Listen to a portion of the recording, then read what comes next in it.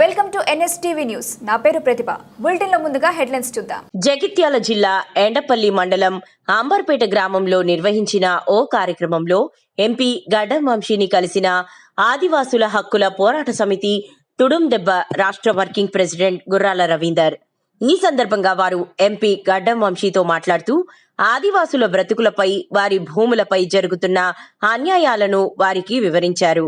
అనంతరం గడ్డం వంశీ సానుకూలంగా స్పందిస్తూ సమస్యల పరిష్కారానికి కృషి చేస్తామని తెలిపారు.